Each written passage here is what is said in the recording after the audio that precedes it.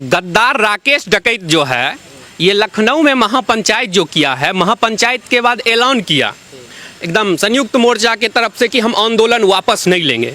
तो आम लोग को लगता है कि ये डकैत एक का ऐलान है, लेकिन मैं कहता हूं कि राहुल गांधी के ट्विटर टाइमलाइन पे जाके देखा जाए।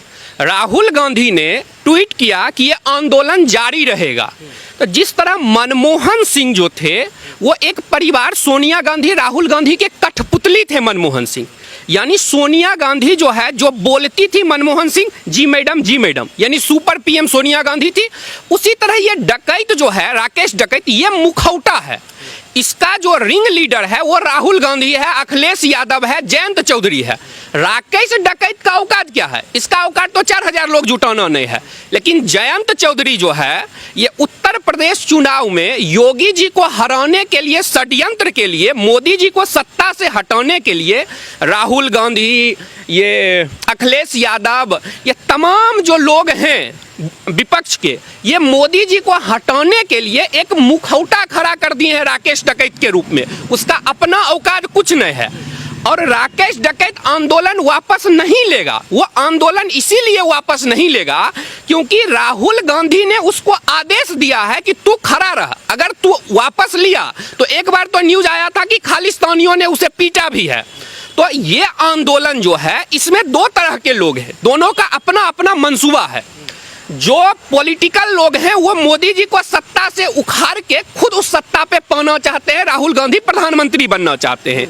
एक दूसरे तरह के जो लोग हैं, जिसमें मैं किसान को नहीं बोल रहा हूं, किसान तो मासूम है, लेकिन कुछ षड्यंत्रकारी जो हैं, खालिस्तानी हैं, जिहादी हैं। अब जिहादी का क्या मकसद है? जिहादी का मकसद है कि भारत में जितने हिंदू हैं उनको मार करके इस्लाम का राज लाना। तो वह इस तरह के आंदोलन में फंडिंग करते हैं। जो खालिस्तानी हैं उनका लक्ष्य है कि पंजाब को भारत से अलग कर देना।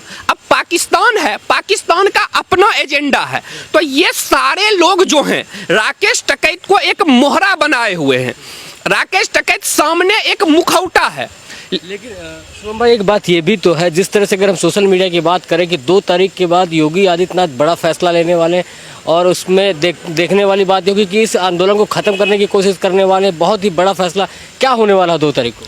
देखिए, जिनका नाम लिया आपने योगी जी, वो जो हैं वो एक मतलब क्या कहिए, अजीब कहिए या महान कहिए, जो शब्द यूज कीजिए, उनका डर क्रिमिनल में जो है, क्रिमिनल उनके डर से थर थर कांपता है। क्रिमिनल जो है वो जितना मोदी जी से नहीं डरता है उतना ज्यादा योगी जी से डरता है। पाकिस्तान जो है वो अभी जो है मोदी से ज्यादा योगी से डरता है कि वो प्रधानमंत्री ना बन जाए। तो राकेश डकैत जो है ये गाजीपुर बॉर्डर पे रो रहा था। क्यों रो रहा था? योगी जी के डर से रो रहा था। योगी जी ने बोले आओ उत्तर प्रदेश, तुम्हारा हम ढंग से स्वागत करते हैं।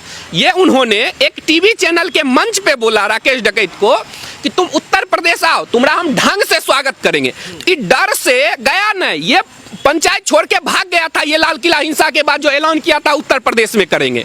तो योगी जी ही हैं जो राकेश डकैत का सही इलाज कर सकते हैं। योगी जी को अगर मोदी जी और अमित शाह जी खुला छूट दे दे तो योगी जी जिस तरह अतीक अहमद, मुख्तार अंसारी का ढंग से इलाज कर दिए हैं, राकेश डकैत का भी योगी जी ढंग से इलाज कर देंगे। उन्हें कोई टेंशन नहीं है कि लोग मुझे, मेरी छवि खराब करेगा। योगी जो कहना है करो। तुम जो टुकड़े टुकड़े के गैंग के लोग हैं, तुम्हें जो कहना है वो कहो। और मेरा एक और चीज कहना है कि जो लोग ये बोलते थे कि मोदी जी हिटलर हैं, डिक्टेटर हैं, भाई राजदीप सरदेसाई, बरखा दत्त, मुझे नाम लेने में कोई हिचक नहीं है, आरफा, साक्षी जोशी, ये अभिसार जो है, ये जो एक परिवार का दरबारी है, मोदी जी हिटलर हैं, मोदी जी डिक्टेटर हैं। भाई देखो, मोदी जी ने सही कानून को वापस ले लिया। तो तुम लोग जो हो, लेकिन कहा जाता है ना कि अगर कानून ले लिया तो मोदी जी डर गए। बात तो यही है ना कि डर गए मोदी जी। 56 से कहते 5.6 इंच रह गया, 56 इंच के सीने की बात की जाती है।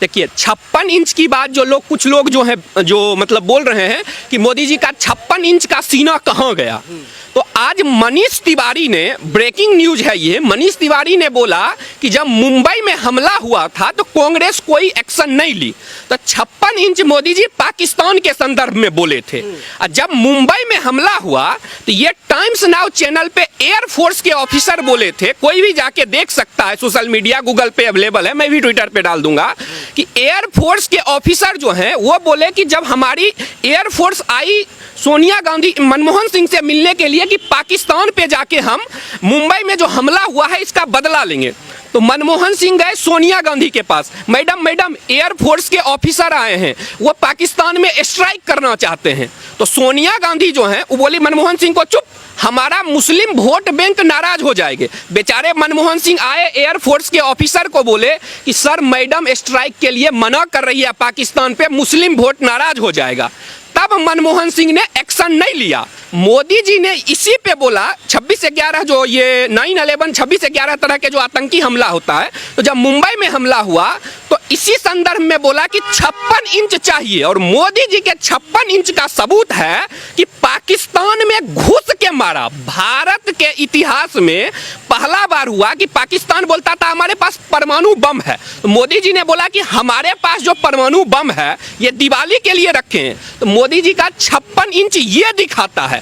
अब 56 इंच का मतलब ये नहीं है कि जैसे राकेश डकैत है, वो चाहता था कि मोदी जी जो है वो किसान पे गोली चलाएं।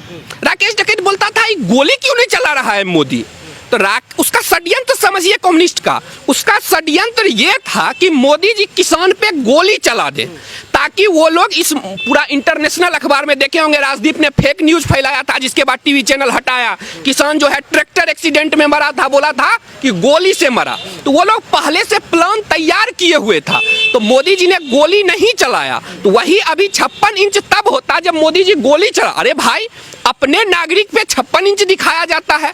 इन लोगों ने किसानों के दिमाग में ये अफवाह डाल दिया। अब एक सवाल ये भी उठता है कि मोदी जी ने ये कानून वापस क्यों लिया। बहुत सारे लोग जो हैं मोदी समर्थक भी हैं, वो बोलते हैं कि भाई मोदी जी ने ये कानून वापस क्यों लिया। तो मोदी जी ने एक लाइन बोला था कि किसान के हित में मैंने ये कानून लाया, राष्ट्र हित में ये कानून मैं वापस ले रहा हूं। इसी लाइन का बहुत बड़ा मतलब है, ये एक लाइन मोदी जी जो बोल के संयमित भाषा में चले गए कि ये किसान के हित में कानून लाया था, राष्ट्र हित में इसे वापस ले रहा हूं, इसका मतलब यही है कि पंजाब के अंदर। लेकिन आरोप ये लग रहा है कि इलेक्शन है उत्तर प्रदेश में, आपने देखा कि इलेक्शन है, पंजाब में इलेक्शन है, हिमाचल में इलेक्शन है, इसलिए कानून वापस लिए गए। बीजेपी इसे हारने के डर से कानून वापस ले रही, आरोप तो सीधा यही लग रहा है ना।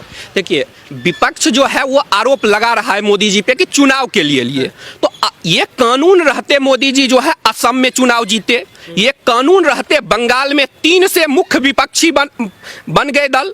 तो मेरा जो अपना विचार, मैं जितना समझता हूं कि ये राष्ट्र हित में मोदी जी ने सही बोला। पंजाब के अंदर ये अफवाह फैलाया गया कि जमीन के लिए लोग भाई का खून कर देते हैं।